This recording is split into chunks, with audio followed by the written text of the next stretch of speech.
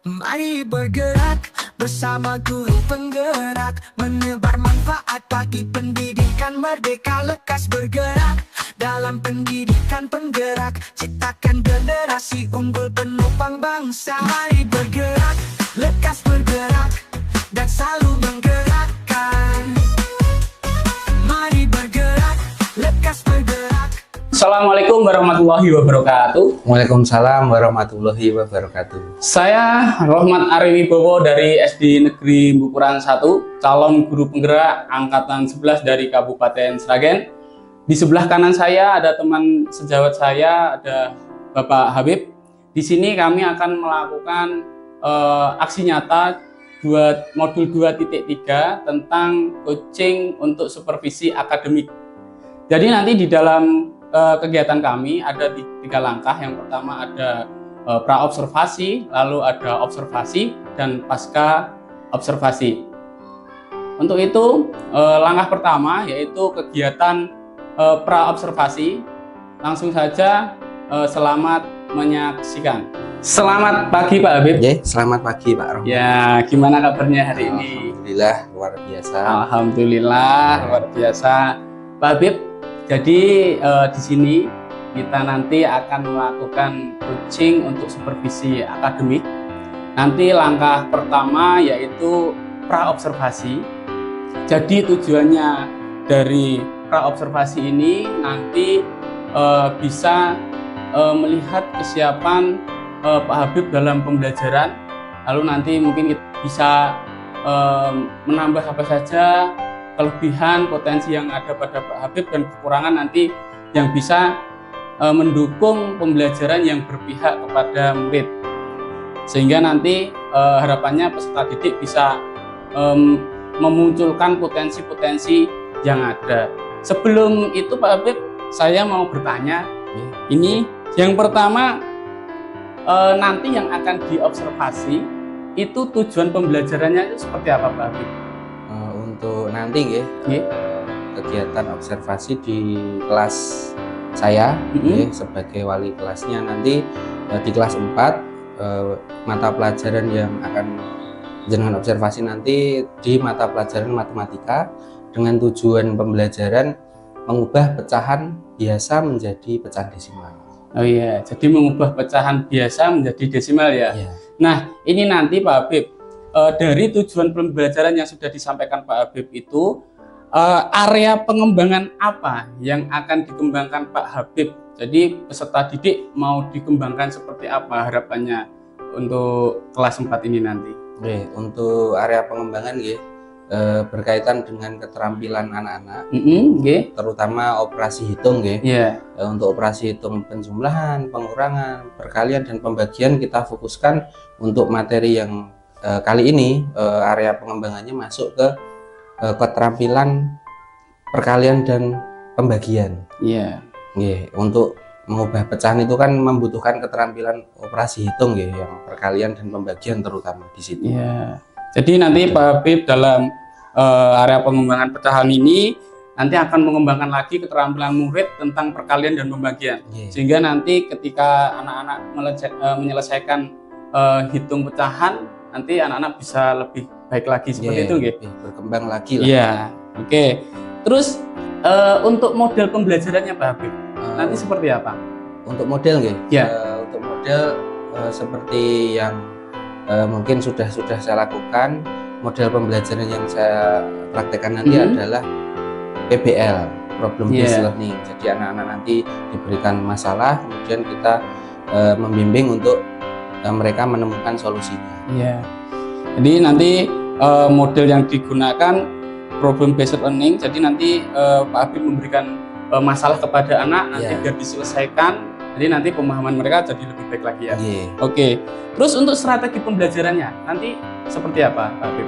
Strategi sendiri karena model pembelajaran menggunakan PBL, strateginya yang saya gunakan itu pembelajaran berdiferensiasi. Jadi nanti anak-anak sebelum diberikan masalah, anak-anak akan mendapatkan sedikit materi yang berkaitan dengan operasi hitung, terutama tadi mengubah pecahan, dengan cara memberikan kebutuhan anak-anak sesuai dengan gaya belajarnya. Jadi nanti berdiferensiasinya masuk ke dalam diferensiasi proses dan diferensiasi konten. Oke, jadi nanti Pak Habib memisah anak sesuai kebutuhan belajarnya dengan gaya belajarnya ya. Ya, itu nanti dengan pembelajaran berdiferensiasi, ada pembelajaran berdiferensi proses dan konten. Yang kontennya nanti yang seperti apa, Bapak? Untuk konten sendiri kan kaitannya dengan merubah pecahan biasa menjadi desimal, itu kan ada tingkatannya gitu. Karena berhubungan dengan angka, nanti levelnya, kesulitannya yang berbeda. Kalau untuk berdiferensi kontennya? Itu yang konten, Pak. Untuk yang proses nggih. Untuk yang proses nanti anak-anak ditampilkan kebutuhannya kan gaya belajarnya berbeda. Ada yang audio, visual, kemudian ada kinestetik. Nah, nanti yang audio dan visualnya itu kita berikan sesuai dengan gaya belajarnya anak masing-masing. Nanti ada mungkin video yang mengeluarkan suara dan gambar.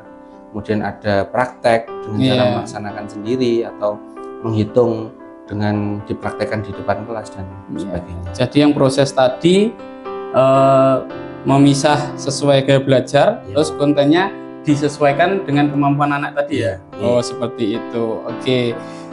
Selanjutnya Pak Habib, untuk penilaian atau nanti asesmen yang akan dilakukan di dalam pembelajarannya Pak Habib nanti seperti apa? Untuk penilaian kan kita bisa laksanakan dengan melihat proses. Jadi nanti penilaian sikap anak-anak yang akan dinilai, kemudian juga ada hasil dari kegiatan belajar mengajar yang sudah dilaksanakan dari hasil lembar kerja peserta didiknya nanti akan dinilai juga. Jadi ada dua dari proses nanti kita bisa melihat penilaian sikap, lalu nanti ada LK itu nanti buat mengukur sejauh mana kemampuan kognitif anak ya, pengetahuannya seperti itu ya. Oke Pak Habib, jadi untuk nanti kelas yang akan diobservasi kelas 4 ya? Oke, itu nanti kita akan melakukan observasinya di jam berapa kira-kira? Untuk waktu karena ini masih pagi, kita laksanakan di jam 4 dan 5 setelah istirahat. Oh iya, jadi kita nanti akan melaksanakan setelah istirahat. Oke, terima kasih Pak Habib. Ini kita sudah melakukan pra-observasi untuk melaksanakan kegiatan observasi nantinya. Jadi kegiatan ini agar nanti saya itu tahu arah tujuannya ketika yang mau diobservasi apa. Jadi nanti aspek-aspek yang mau saya lihat akan saya sesuaikan dengan pra-observasi ini. Yang saya pantau ya ini tadi semuanya. Oke, Pak Habib, itu kegiatan pra-observasi kita. Semoga nanti terlaksana dengan baik. Semoga tidak ada kendala ya Pak. Ya, semoga tidak ada kendala. Terima kasih teman-teman, kegiatan pra-observasi pada kesempatan ini kita lanjut ke kegiatan observasi di kelas. Terima kasih ya, Habib. Ya.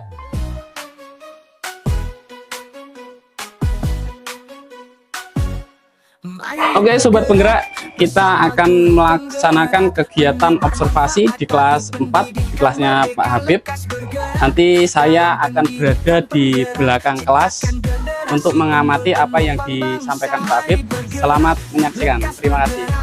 Assalamualaikum warahmatullahi wabarakatuh. Waalaikumsalam warahmatullahi wabarakatuh. Ya, alhamdulillah hari ini kita bisa bertemu kembali dalam keadaan sehat walafiat. Sudah kenyang ya setelah istirahat ya. Nah, alhamdulillah hari ini kita doakan untuk teman-temanmu yang tidak masuk supaya di rumah juga bisa mengikuti pembelajaran dengan baik. Nah, untuk hari ini kita laksanakan pembelajaran seperti biasa. Hari ini jadwalnya apa? Matematika. Oke, hari ini kita akan belajar tentang materi yang masih berkaitan dengan kemarin. Materi yang kemarin masih ingat? Masih. Tentang apa? Pecahan. Mencari pecahan senilai.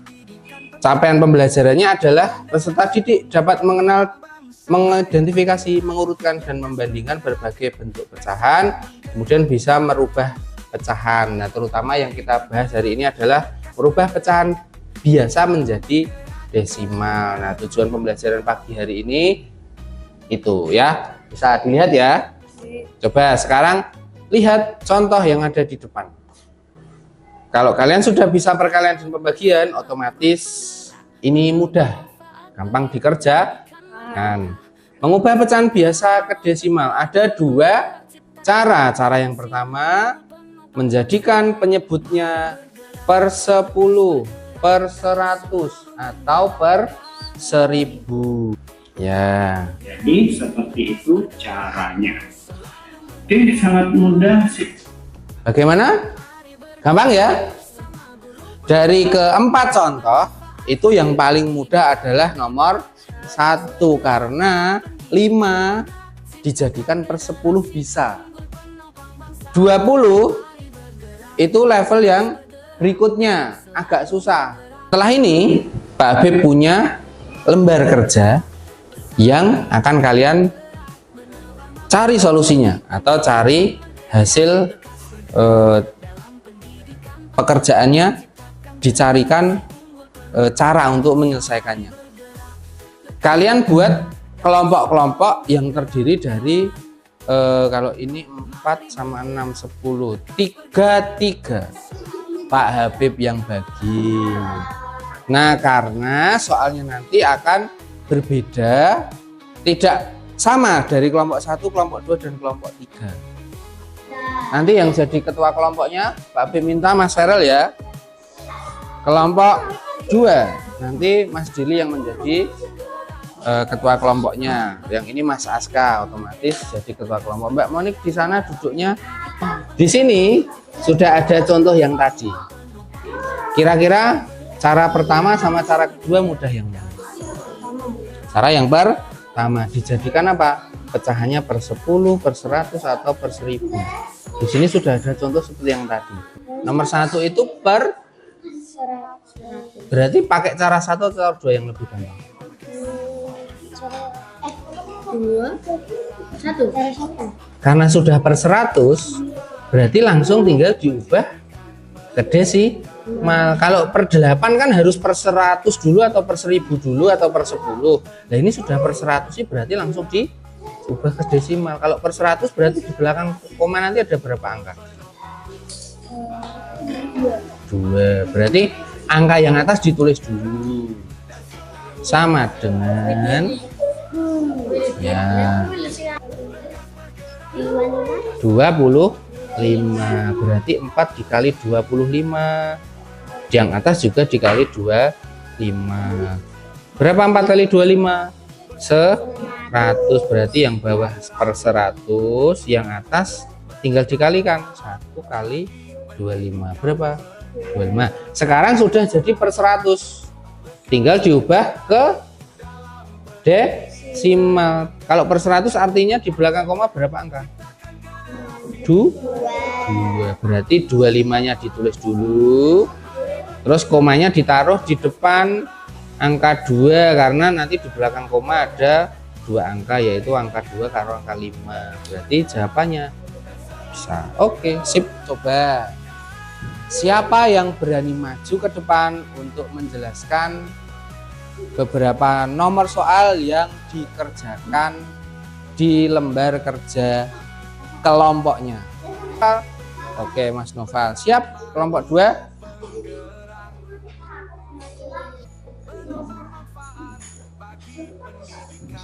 Nomor 2 sama seperti kelompok 3 tadi. Sudah per 100, ada per 10, per 100, per 1000. Kalau ada soal seperti itu berarti langsung diubah menjadi desimal, sama seperti yang nomor 1 ini tadi, langsung diubah. Karena per 100 angkanya ditulis lagi ya Mas Noval ya. 20-nya ditulis lagi, dan artinya di belakang koma kalau per 100 ada 2 angka, tinggal diberi koma dan 0 depannya. Benar ya? Betul, sama seperti nomor 1 tadi. 3 kelompok sudah maju ke depan untuk mempresentasikan hasil pekerjaan dari kelompoknya masing-masing. Kira-kira dari soal-soal yang sudah dikerjakan, ada kesulitan nggak? Ada. Nah, catatan Pak Habib dari kegiatan pada pagi hari ini, kalian juga pasti sudah tahu. Kalau angka di bawah atau penyebut belum menjadi per 10, per 100, atau per 1000, berarti harus dijadikan dulu per 10, per 100, dan per 1000. Jadi refleksi, oh ternyata kalau kelompok 1 tadi angkanya besar-besar, harus lebih ditingkatkan keterampilan perkalian. Jadi perkaliannya harus lebih mantap lagi. Nah, Pak Habib tanya, setelah kegiatan pembelajaran hari ini, kira-kira perasaan kalian gimana? Senang. Ada yang merasa sedih, aku nggak bisa Pak? Apakah ada? Tidak ada. Kira-kira menyenangkan atau tidak? Kemudian video yang Pak Habib tampilkan tadi kira-kira sudah jelas atau belum? Sudah. Alhamdulillah. Kalau kalian merasa senang dan penjelasan atau kegiatan pada pagi hari ini menyenangkan, kita beri tepuk tangan dulu buat kita semua. Nah, berarti hari ini kita sudah melaksanakan kegiatan yang tujuannya tadi apa? Mengubah pecahan biasa menjadi desimal. Dan alhamdulillah hari ini senang, menyenangkan, dan jelas dari kegiatannya hari ini. Gitu aja dari Pak Habib. Kalau tidak ada pertanyaan, Pak Habib tutup kegiatan pada pagi hari ini dengan bacaan Alhamdulillahirrahmanirrahim. Sampai ketemu di akhir di kesempatan berikutnya. Wassalamualaikum warahmatullahi wabarakatuh.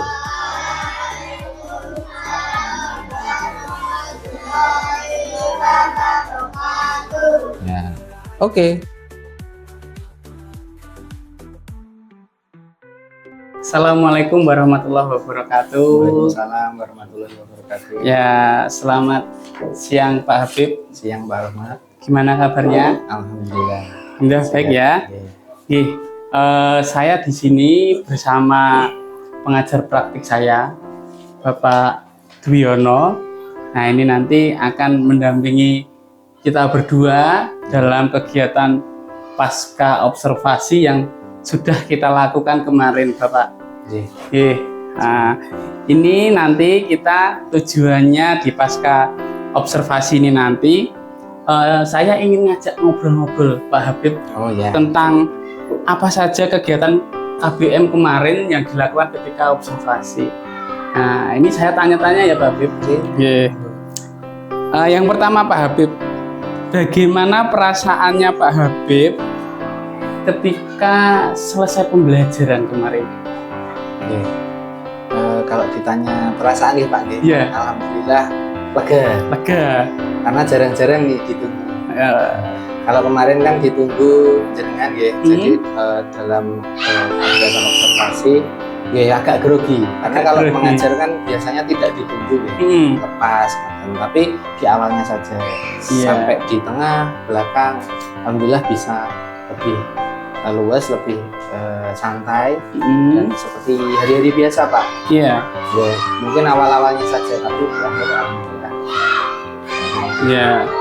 Jadi ya saya hadir agak grogi ya. Grogi, tapi kalau udah asik mengajar, lalu lupa ya udah nyaman seperti biasa. Lalu yang kedua Pak Habib, proses pembelajaran yang kemarin Pak Habib yang telah dilakukan itu seperti apa saja? Dari mulai awal nggih. Anak-anak mulai dari diagnostik dulu. Diagnostik. Nah, jadi anak-anak saya tanya dengan pertanyaan pemantik dulu, apakah sudah paham tentang materinya atau belum. Kemudian kita lanjutkan ke materi yang akan kita pelajari. Setelah itu anak-anak belajar mandiri, berkelompok untuk menyelesaikan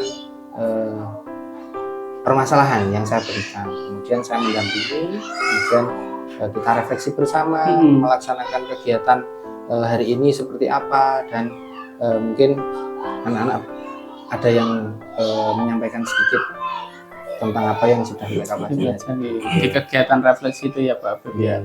Nah di situ ada kemarin kan kalau tidak salah Pak Habib dengan pembelajaran berdiferensiasi ya. Ada berdiferensiasi apa saja kemarin Pak Habib? Oh, untuk sebelum melaksanakan pembelajaran ya pasti direncanakan dulu. Kemarin dalam pembelajaran ada 3 diferensiasi Pak. Iya. Apa saja Pak? Diferensiasi konten, kemudian produk, sama proses.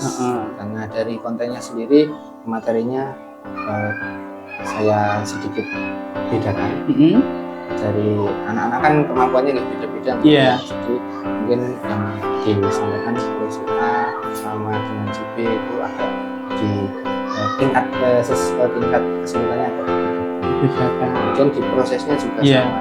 Pengelompokannya anak-anak itu yang istilahnya yang lebih itu di kelompok yang agak tinggi kemampuan, dan seperti itu hasilnya pun juga menyesuaikan, karena di dalam permasalahan saya berikan level kesulitan. Mungkin itu. Yang produknya yang dikerjakan itu berarti ya Pak Habib. Lalu ini Pak Habib, di awal sampai di akhir pembelajaran dalam persiapan, pelaksanaan atau evaluasi ini Pak Habib ada hambatan-hambatan tidak di dalam pelaksanaannya? Kalau alhamdulillah untuk kegiatan pelaksanaan yang menjadi hambatan itu paling persiapannya sebelum mengajar itu kan ya kebetulan di kelas 4, 5, 6 itu kan LCD-nya belum terpasang. Jadi kesulitannya persiapannya mawon agak lama, membutuhkan waktu pasang steker, kemudian LCD, kemudian atur tempat dan lokasi dulu, baru kita bisa mulai pembelajaran. Kadang kalau seperti itu kan kita sedikit buyar ya Pak. Nah itu mungkin kesulitan yang saya hadapi. Jadi hambatan-hambatan identifikasi masalah yang ada yaitu kesiapan dalam sarana prasarana Jadi ada LCD yang belum siap karena masih menyiapkan belum terpasang, beda dengan kelas ambil dulu di kantor, disiapkan, kemudian ditata baru bisa dimainkan. Alhamdulillah nggak mati lampu Pak. Kalau mati lampu malah nggak bisa ya Pak. Makanya harus memaksimalkan yang ada. Dari masalah itu anak-anak jadi buyar tadi jenengan sampaikan. Nah, ketika ada masalah itu Pak Habib, ada hambatan-hambatan itu, apa yang Pak Habib lakukan untuk mengatasi masalah yang ada tadi? Kebetulan di bulan lalu itu saya sudah koordinasi dengan Bapak Ibu guru yang bertugas menjadi penjamin mutu untuk sarana prasarana. Sarana prasarana yang saya sampaikan yang belum maksimal itu kan di kelas 4, 5, dan 6. Kebetulan kita sudah ada LCD 3 tapi belum dipasang. Nah, kemarin sudah berembuk istilahnya untuk kapan dipasang supaya nanti pembelajaran tidak perlu repot-repot untuk menyiapkan peralatan dulu. Jadi alhamdulillah ada follow up tindak lanjutnya nanti, insya Allah bulan depan dipasang di plafon jadi alhamdulillah sudah ada rencana atau tindakan aksi dari permasalahan tadi ada solusi. Panjenengan berkoordinasi dengan pihak sarana dan prasarana tentunya agar nantinya biar tidak repot-repot gotong-gotong itu. Kadang setiap hari kalau seperti itu terus kan capek ya Pak. Kadang kita pengen mengajarnya kan anak kan beda-beda kayak belajarnya. Ada yang audio, ada yang visual, ada yang estetik, ada yang audio visual. Jadi kalau mau berdiferensiasi kan sebenarnya kalau prasarananya lengkap itu lebih mudah. Memang betul sekali Pak, karena ya kita melihat anak itu juga apa ya, memiliki kebutuhan belajarnya sendiri-sendiri masing-masing. Kadang harus diidentifikasi betul dari diagnosis tadi kita lihat dari apa, kesiapan belajar mereka, minat bakatnya, lalu ada profil belajar murid seperti itu. Tadi Pak Habib sudah baik sekali sudah menggunakan apa, proyektor tadi di dalam apa, berdiferensiasi kontennya, jadi bisa memaksimalkan kebutuhan anak yang berbeda-beda tadi. Dan tadi sudah ada rencana aksi. Nah, ini sekarang saya mau tanya, tadi mau dilaksanakan secepatnya, ya, insya Allah bulan depan. Nah, ada koordinasi dari Sarpa seperti itu. Ya, lalu Pak Habib ketika mengajar itu apakah butuh bantuan-bantuan atau dukungan-dukungan yang lain, Pak? Tentu Pak. Untuk bantuan pasti, karena kita mengajarkan berkesinambungan dari kelas yang sebelumnya, kemudian kelas berikutnya, dan kelas saya pun juga seperti itu. Jadi kalau misalkan bantuan pasti, karena Bapak Ibu guru itu pasti membantu, misalkan ada permasalahan-permasalahan yang mungkin berkaitan dengan peserta didik di kelas saya tentunya. Kemudian bantuan yang lain berupa dari Bapak Kepala Sekolah, kemudian dari biaya, istilahnya mungkin itu kan pemasangan LCD tadi Pak. Butuh biaya untuk sewa atau honor tukang dan sebagainya. Jadi butuh bantuan dari segi operasional, honor pemasangan, kemudian bantuan dari Bapak Kepala Sekolah dan Bapak Ibu guru yang mungkin bisa memberikan masukan dalam belajar. Bagus sekali. Jadi harus perlu dukungan juga, nanti pasti. Juga nanti segera cepat terrealisasikan ya Pak ya. Nanti semoga Pak biar cepat gak ada permasalahan lagi. Oke Pak Habib, ini saya juga mau menambahkan, jadi dari pra-observasi kemarin, nah itu kan saya sudah mencatat dan lalu ketika observasi saya juga melihat Pak Habib ini saya catat sudah lengkap, sudah ada semuanya Pak Habib. Jadi apa yang Pak Habib sampaikan ketika pra-observasi itu sudah dilaksanakan di dalam kegiatan pembelajaran. Lalu Pak Habib tadi ada permasalahan dan juga mempunyai solusi yang baik, solusi yang bagus ya. Insya Allah nanti dengan solusi dari Pak Habib tadi, besok-besoknya lagi terkendala seperti itu nanti sudah bisa diminimalisir seperti itu. Dan di dalam pembelajarannya tadi Pak Habib sudah terlihat kalau Pak Habib ini berpihak kepada murid. Saya memperhatikan betul Pak Habib itu kemarin sudah melakukan berdiferensiasi proses, konten, lalu produknya. Jadi di konten Pak Habib menerangkan, lalu dengan audio, dengan visual juga ada, lalu di prosesnya Pak Habib membedakan tingkat kemampuan anak, jadi yang kurang dengan yang lebih mahir itu disendirikan. Lalu Pak Habib saya lihat kemarin datang di kelompok yang masih belum begitu paham, karena memang sepertinya juga butuh pendampingan lebih lagi yang dari guru ya Pak ya. Terus lalu ada konten apa? Produk. Nah, produk yang tentunya itu tingkat kesukarannya berbeda-beda dari LKPD yang sudah diberikan ya Pak. Itu merupakan produk. Lalu yang terakhir Pak Habib, ini sebelum saya tutup, saya mengucapkan banyak terima kasih kepada Pak Habib. Terima kasih sudah diluangkan waktunya. Sama-sama. Sudah observasi dan pasca observasi ini. Saya sangat berterima kasih pada Pak Habib. Lalu sebelum ini saya tutup Pak Habib, barangkali ada yang mau disampaikan Pak Habib. Kesan-kesan ya Pak. Monggo silakan. Saya juga mengucapkan terima kasih kepada Pak Rohmat. Mungkin dari kegiatan kemarin itu saya juga belajar kalau kegiatan-kegiatan apa namanya, observasi itu kan pasti ditunggu gitu. Jadi itu melatih mental kita dalam mengajar. Kadang kita itu waktu mengajar tidak ditunggu asal-asalan. Tapi kalau ditunggu kita jadi serius.